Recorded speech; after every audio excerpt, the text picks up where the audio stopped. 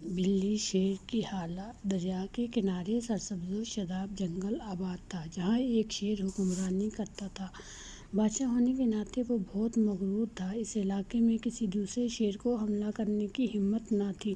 ایک دن شیر اپنے وزیروں کے ساتھ جنگل کے دورے پر نکلا۔ اس کی ملاقات خالہ بلی سے ہوئی۔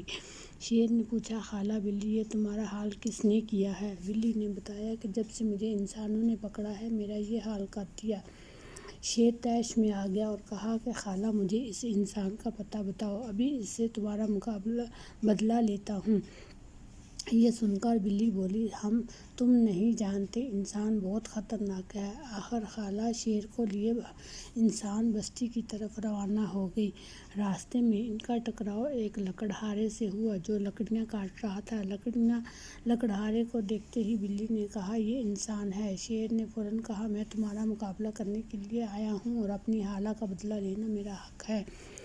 کیا تمہاری خالہ نے یہ نہیں بتایا کہ انسان بہت خطرناک ہے؟ انسان نے فوراً جواب دیا، میں تمہیں مزہ چکھا کر ہی رہوں گا۔ جب لکڑہارے نے وقت کی نزاکت کو بھانپ لیا تو اس نے کہا کہ ٹھیک ہے، تم یہیں رکو، میں لکڑیاں جھونپڑی میں رکھ کر آتا ہوں۔ اے انسان، رک، مجھے کیا پتا تو واپس آئے گا یا بھاگ جائے گا، شیر نے کہا۔ لکڑہارا واپس جانے کے لیے پلٹا ہی تھا کہ لکڑہارے نے کہا، مجھے لگتا ہے کہ میرے آنے تک تم یہاں سے بھاگ جاؤ گے۔ یہ بات سن کر شیر ہنسنے لگا اور بولا کہ میں نے تمہیں خود مقابلہ کرنے کے لیے کہا ہے، بھلا میں کیوں بھاگوں گا؟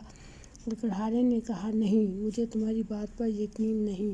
شیر نے پریشانی کے عالم میں خالہ کی طرف دیکھا۔ خالہ نے ترکیب سوچی اور کہا کہ ایسے کرتے ہیں کہ شیر کو اس درخت سے باندھ دیتے ہیں۔ چنانچہ بپھرا شیر اس کی ترکیب کو مان گیا۔ جو ہی شیر درخت سے باندھا گیا، لکڑہارے نے موٹی لکڑی اٹھائی اور شیر کی پٹائی شروع کر دی اور پورے جنگل میں شیر کی چیخ و پکار سنائی دینے لگی۔